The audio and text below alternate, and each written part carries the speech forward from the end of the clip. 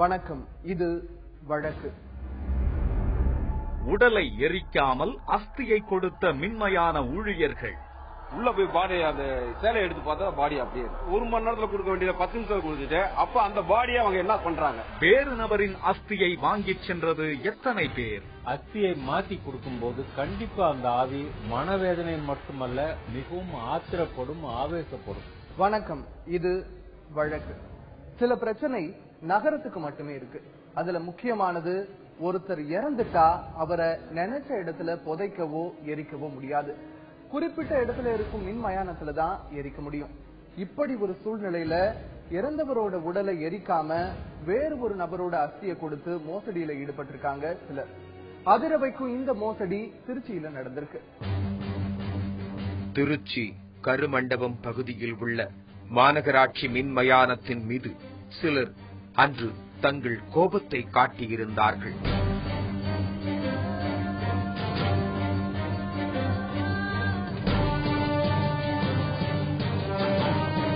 அங்கிருந்த கண்ணாடி சேர்களை உடைத்து வீசிய அவர்கள் அடுத்ததாக ஒரு பகீர் மோசடியையும் அம்பலப்படுத்தியிருக்கிறார்கள். மின்மயானத்தை தாக்க வேண்டிய அவசியம் என்ன? மின்மயானத்தில் அப்படி என்ன முறைகேடு நடந்திருக்க முடியும் என கேள்விகள் துளைக்க வழக்கு குழு அங்கு சென்றது.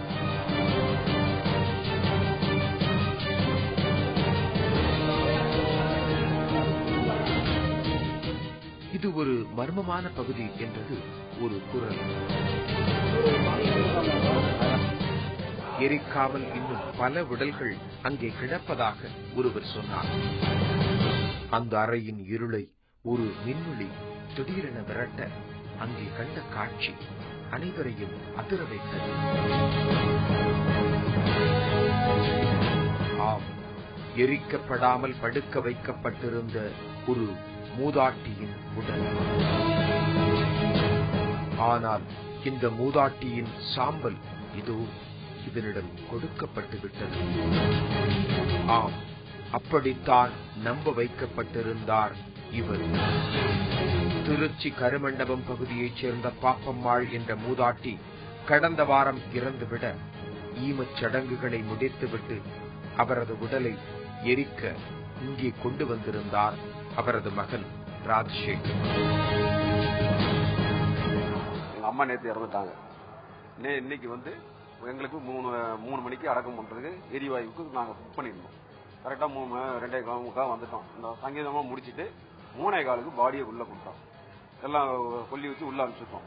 அனுப்பிச்சுட்டோன்னா 4:15 உங்களுக்கு அஸ்தி தரேன், நீங்க எல்லாம் வாங்கிட்டு போனா வெயிட் பண்ணுங்கன்ட்டாங்க. நான் சரி உட்காந்துட்டு நாங்க இங்கேயே உடன்பாடு செஞ்சு அஸ்தி கொண்டு ஆத்துல கரைச்சிட்டு போலாம், வாங்கிட்டு போலான்னு உட்காந்துருந்தோம். 3:40 கொண்டு வந்து கொடுத்தாங்க. 4:15 மணிக்கு அஸ்தியை கொடுப்பதாக சொன்னவர்கள் 3:40 கொடுத்து விட்டார்கள். அஸ்தியை சீக்கிரம் கொடுத்து விட்டதற்காக ராஜசேகர் நிம்மதி அடைந்திருக்க வேண்டும். மாறாக ராஜசேகர் இதில் ஏதோ மர்மம் இருப்பதாக சந்தேகித்தார். 3:40 கொடுக்கும்போது என்னைக்குமே 1 மணி நேரம் ஆகும். உள்ள போயிட்டு எந்த பாடியை கொடுத்தாலும் 40 நிமிஷம் இல்ல 1 மணி நேரம் கழிச்சு தான் கொடுப்பாங்க. ஏன்னா இந்த 1 வருஷத்துக்குள்ள நான் 3 பாடிக்கு, என் ஒய்ஃப் வந்து இறந்து ஒரு 10 நாள், அவங்க இறந்து 1 வருஷம் ஆக போகுது. அவங்களுக்கு நான் தான் கொல்லி வச்சேன். எங்களுக்கு இதே மாதிரி தான் கொடுத்தாங்க. அப்ப கொடுக்கும்போது இப்படி பிடிச்ச கொடுத்தாங்க. ஒதுக்கிது, அப்படி வாங்க முடியாது. அப்படி இப்படி பிடிச்சு கொண்டு போங்கண்ணா. என் தங்கச்சிக்கும் அதே மாதிரி தான். அப்படி கொடுக்கும்போது எனக்கு இப்படி கையில கொடுத்தான். என்ன சூடே இல்ல குமார் அப்படின்னு. இல்லங்க சீக்கிரமா ஆயிடுச்சு அப்படின்னா.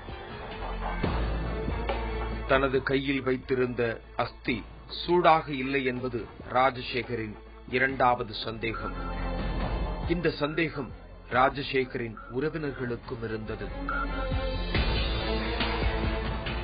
நான் அங்க கொண்டு வச்சுட்டு எல்லாம் போனோம்னா எல்லாரும் வந்தோன்னா என்ன சூடே இல்லாம சந்தேகப்பட்டு, என்னடா சூடே இல்ல 10 நிமிஷத்துல கொடுத்து என்னடான்னு கேட்டு உள்ள வந்து இங்க வந்தா இங்க ஒண்ணு இதே மாதிரி இங்க ஒண்ணு கட்டி வச்சிருக்காங்க. இது யாருக்கடா கட்டி வச்சிருக்கான்?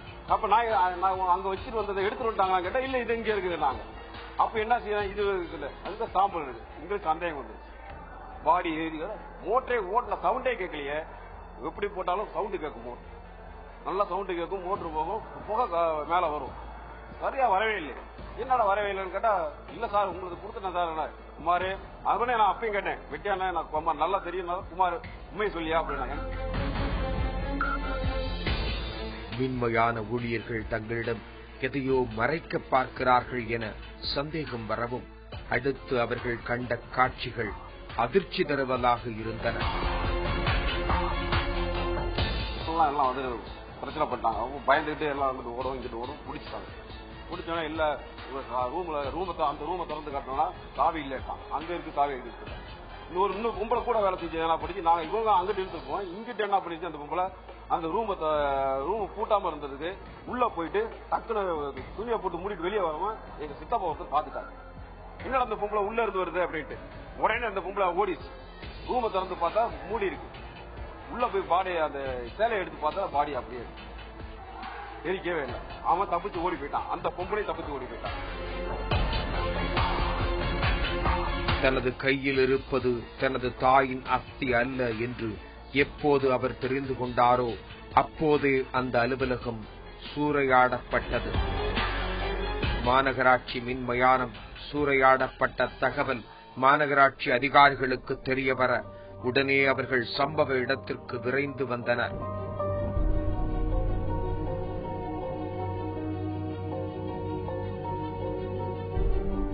hand over the case to the police department to further தடை அறிவியல் துறைக்கு அனுப்பிச்சு நம்ம மற்ற முடிவு எடுத்துக்கலாம். அவருக்கு மேல வந்து ஒரு கம்ப்ளைண்ட் கொடுத்துருக்கோம் சார். அதன் தொடர்ச்சியா அந்த கம்ப்ளைண்ட் கொடுத்துருக்கோம் சார். அடுத்த நெக்ஸ்ட் கம்ப்ளைண்ட் உடலை எரிக்காமல் அஸ்தியை கொடுத்த மின்மயான ஊழியர்கள் உள்ள போய் பாடி அந்த சேலையை எடுத்து பார்த்தா பாடி அப்படியே 1 மணி நேரத்துல கொடுக்க வேண்டியதை 10 நிமிஷம் கொடுத்துட்டு அப்ப அந்த பாடியை அவங்க என்ன பண்றாங்க? வேறு நபரின் அஸ்தியை வாங்கிச் சென்றது எத்தனை பேர்? அஸ்தியை மாற்றி கொடுக்கும் போது கண்டிப்பா அந்த ஆவி மனவேதனை மட்டுமல்ல, மிகவும் ஆத்திரப்படும், ஆவேசப்படும். ராஜசேகரின் புகார் பரபரப்பை ஏற்படுத்த மறுநாள் சதீஷ்குமார் என்பவரின் உறவினர்கள் அதே மின்மயானத்தை முற்றுகையிட்டார்கள். சதீஷின் தந்தை சங்கர் இறந்த நிலையில் அவரது அஸ்தியை ஒரு நாள் தாமதமாக வாங்கியிருக்கிறார் சதீஷ். இந்த இடைவெளியில் தான் ராஜசேகரின் தாய் அஸ்தியில் மோசடி நடந்திருந்தது. எனவே தன்னிடம் கொடுக்கப்பட்டது தனது தந்தையின் அஸ்திதானா என சந்தேகம் எழுப்புகிறார் சதீஷ். என் பேர் சதீஷ்குமார் சார். இறந்தவர் பேரு சங்கர், எங்க அப்பா தான். அவர் 13ஆம் தேதி உடம்புல இறந்து போயிட்டாரு. நாங்க அடக்கம் பண்றதுக்காக 14ஆம் தேதி கொண்டு வந்தோம். அவங்க எரிச்சு 1 மணி நேரத்துல கொடுங்க அப்படின்னு சொன்னாங்க. நாங்க சொன்னோம் இன்னைக்கு வேண்டாம், 14ஆம் தான் நாங்க காரி வச்சிருக்கோம், அதை வந்து நீங்க அன்னைக்கு வந்து வாங்கிக்கிறோம்னு சொன்னோம். அதுக்குண்டான ஒரு ரசீதும் கொடுத்தாங்க, நீங்க இதை காமிச்சினா கொடுத்துருவோம். நாங்க அதுக்கு அடுத்த நாள் ஒரு சடலம் வந்துச்சு, அது எரிக்காமலே சாம்பலம் கொடுத்துருன்னு சொல்லி ஒரு பிரச்சனை இருந்துச்சு. அப்போதைக்கு வந்து பார்த்தோம் உள்ள ஒரு பாடி எரிச்ச நிலையிலே ஒன்று இருந்துச்சு, எரியாத நிலையில ஒன்று இருந்துச்சு. அதனால முதல் நாள் 2 பாடி வந்துருச்சு. அதுல 2 பாடியில யாரோட பாடி எதுன்னு அங்க இருக்க தெரியல. அப்ப எங்க அப்பாவோட அஸ்தி எதுன்னு தெரியல, அது எங்களுக்கு தெரியணும். அதனால எந்த டெஸ்ட் இது எடுத்தாது எங்க அப்பா அஸ்தி எனக்கு வேணும். எங்களுடைய அப்பாவோட தான் வேணும்னு கேட்கிறாரு. அதுக்கு வாய்ப்பு இருக்கு, அந்த சாம்பிள்ல கண்டுபிடிக்க முடியுமா? முழுமையான சாம்பல் இருந்தா அதையும் நாங்க வெரிஃபை பண்ணிட்டு அதையும் அனுப்பி சொல்றோம். இப்ப இந்த ஏற்கனவே எரிந்த நிலையில கிடக்குற அந்த உடம்புல அது வந்து டிஎன்ஏ டெஸ்ட் பண்ண முடியுங்களா? அது வாய்ப்பு இருக்குங்களா? இருக்கிற எல்லா மேக்சிமம் லாங் போன்ஸ் எல்லாமே எரிஞ்சு போச்சு சார். அதுல இருக்கிற மீதி இருக்கிறதுல வந்து பண்றதுக்கு ஃபோரன்சிக் தான் சார் நாங்க கேட்கிறோம். தடை அறிவியல் துறையில கேட்டு நாங்க நகரா முடிக்கிறோம். சதீஷ்குமாரின் உறவினர்கள் கேட்பது போல டிஎன்ஏ டெஸ்ட் எடுக்கப்படுமா என்ற கேள்விக்கு இன்னும் விடையில்லை. அதே போல தன்னிடம் கொடுக்கப்பட்ட அஸ்தி தனது தந்தையுடையதுதானா என்ற சந்தேகத்திற்கும் சதீஷ்குமாரிடம் விடையில்லை. பாதி எரிந்த நிலையிலும் பாதி எரியாத நிலையிலும் ஒரு பிணமும், இன்னொரு பிணம் வந்து கால் மட்டும் துண்டிக்கப்பட்ட ஒரு நிலையில் ஒரு பிணமும் 4 இருக்கிறது. ஆகவே இது தொடர்ச்சியாக இது போன்ற எரிக்கப்படாத மின்மயானம் என்பது உள்ளே பிணங்கள் அனுப்பப்பட்ட பிறகு வெளியே வருகிற போது வெறும் சாம்பலாகத்தான் வெளியே வரும். ஆனால் இதிலே வந்து முழுமையாக எரிக்கப்படாமல் பாதி எரிந்தும் பாதி எரியாத நிலையிலும் பிணம் கிடக்கிறது. ஒவ்வொரு ஆண்டும் பல ஆயிரம் உடல்கள் இந்த மின்மயானத்தில் தகனம் செய்யப்படுகின்றன. இந்த உடல்களின் அஸ்தி அனைத்தும் உரியவர்களிடம் சேர்க்கப்பட்டதா என்ற கேள்வி பரவலாக எழுப்பப்படுகிறது. இந்த மயானம் துவங்கப்பட்ட பிறகு ஏறத்தாழ 3000க்கும் மேற்பட்ட பிணங்கள் எரிவூட்டப்பட்டிருக்கிறது. ஆனால் இந்த 3000க்கும் மேற்பட்ட பிணங்கள் முறையாக எரிவூட்டப்பட்டிருக்கிறதா என்பதிலே ஐயம் ஏற்பட்டிருக்கிறது. இங்கு கொண்டு வரப்படும் உடல்கள் எரிக்கப்படாமல் தனியார் மருத்துவமனைக்கு விற்கப்பட்டிருக்கலாம் என்பது குற்றச்சாட்டாக முன்வைக்கப்படுகிறது. இங்கே கொண்டுவரப்படுகிற பாடிகள் அரசு மருத்துவமனைகள் தனியார் மருத்துவமனைக்கு விற்கப்படுவதாக நாங்கள் ஐயப்படுகிறோம், அதில் சந்தேகப்படுகிறோம். ஆகவே அரசு முழுமையாக இதை விசாரணை நடத்த வேண்டும், விரிவான ஒரு விசாரணையை மேற்கொள்ள வேண்டும். இறந்த உடல்கள் மருத்துவமனைக்கு விற்கப்படுகிறதா என்ற குற்றச்சாட்டை எடுத்துக்கொண்டு மருத்துவர் ஒருவரை சந்தித்தோம். இறந்த உடல்கள் மருத்துவமனைக்கு எதற்கு? பொதுவாக மருத்துவக் கல்வி என்கின்ற பொழுது மருத்துவக் கல்வி முதலாம் ஆண்டில் உடற்கூறியல் என்று சொல்லக்கூடிய அனாட்டமியை மாணவர்கள் படிக்க வேண்டும். அவ்வாறு உடற்கூறியல் படிக்கின்ற பொழுது அவர் இறந்து போனவருடைய உடல்களை பரிசோதனை செய்ய வேண்டும். அதுல என்னென்ன உறுப்பு எங்கெங்க இருக்கு, உறுப்புடைய தன்மை எப்படி இருக்கிறது என்பதெல்லாம் ஆராய்வதற்கு அவர்கள் அந்த மனித உடலை டிசெக்ஷன் செய்யக்கூடிய இதை செய்ய வேண்டும். அது மூலம் சர்வதேச அளவில் இருக்கக்கூடியதுதான். நீண்ட காலமாக இந்த முறை இந்தியாவிலும் இருக்கு. பெரும்பாலும் விருப்பப்பட்டு தான் இறந்த பிறகு இதை மருத்துவ மாணவருடைய ஆய்வுக்காக பயன்படுத்திக் கொள்ள வேண்டும் என்று சொல்லக்கூடியவர்களுடைய உடலை தான் பெரும்பாலும் பயன்படுத்துகிறார்கள். அதுபோல நீண்ட காலமாக யாருமே கேட்காமல் இருக்கக்கூடிய அனாதை பிணங்களை பயன்படுத்துறாங்க. இது தனியார் மருத்துவர்கள் அதே நிலைதான். ஆனால் சட்டத்திற்கு புறம்பாக இறந்தவருடைய உடலை அபகரிப்பதோ அல்லது திருடுவதோ போன்ற செயல்களை செய்யக்கூடாது. அது அவ்வாறு செய்தால் நிச்சயமாக அது சட்ட ரீதியாக குற்றம் தான். கடைசியாக நாம் சந்தித்த நபர் ஆவி உலக ஆராய்ச்சியாளர் விக்கிரவாண்டி ரவிச்சந்திரன். வேறு ஒரு நபரின் அஸ்தியை நாம் வாங்கிச் சென்றிருந்தால் என்ன ஆகும் என ஆருடம் சொன்னார் அவர். மரணம் அடைந்த பிறகு இந்த உடம்பு நம்ம தீயிட்டோ அல்லது புதைத்தோ அழித்து விடுகிறோம். அந்த ஆவி உடல் தனித்து இயங்கும். அதனுடைய அனுபவம் எப்படின்னா, உடல் கிடையாது, ஆனால் வாழ்ந்த காலத்தில் இருந்த அந்த எண்ணங்கள், அனுபவங்கள், செயல்கள் அனைத்தும் இருக்கும். என்ன அலைகளாக நாம் உருவம் இல்லாமல் வாழக்கூடிய ஒரு அமைப்பு தான் ஆவி என்று சொல்லப்படுகிறது. ஆனால் அது பிரிந்த பிறகு, இந்த ஸ்தூல உடலை விட்டு பிரிந்த பிறகு அந்த ஆவி மிகவும் பதற்றம் அடையும். ஐயோ, நான் வாழ்ந்த உடல் அங்க தனியா இருக்குது, நான் என்ன நிலையில் இருக்கேன், எனக்கு என்ன ஆச்சு அப்படின்னு ஒரு பெரும்பாலான ஆத்மாக்கள் தன் நிலை உணர்ந்து நாம் மரணம் அடைந்து விட்டோம், இனிமேல் அடுத்த கட்டம் அப்படின்னு உணர்ந்து பக்குவப்பட்ட ஒரு சில ஆவிகளை தவிர பெரும்பாலான ஆவிகள் மீண்டும் தன் உடலுக்குள் நுழைவதற்கு பல வகைகளில் முயற்சி செய்து கொண்டே இருக்கும். அலைந்து அழுது கொண்டு அந்த பாடியை சுற்றி வந்து கொண்டிருக்கும். நம்ம கண்ணுக்கு அது தெரியாது. அந்த உடலை எடுத்து செல்லும் போது அது பின்னாடியே வரும். அந்த எந்த இடுகாட்டுக்கு சுடுகாட்டுக்கு எங்கு செல்கிறார்களோ அந்த கல்லறையில் வைக்கும் போதோ அல்லது நெருப்பில் தகனம் செய்யும் போதோ அது கடைசி வரலும் கூட இருந்து அது முயற்சி செய்து கொண்டிருக்காங்க. அந்தந்த குடும்பத்தினர் உரியவரின் அஸ்தியை பெற்று காரியம் செய்வதே சரியானது என்கிறார் ரவிச்சந்திரன்.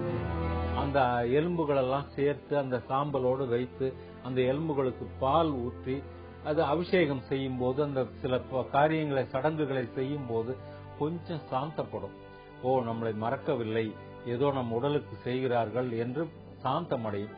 இது தன்னுடைய கடைசி சொத்து, அதாவது அந்த உடலினுடைய எச்சங்கள் மிஞ்சிய சாம்பலும் போய்விட்டது என்று அதுக்கு பிறகு உணர்ந்து கொண்டு நம்ம இனிமேல் என்ன செய்வது என்று சிந்தனை செய்ய ஆரம்பிக்கும்.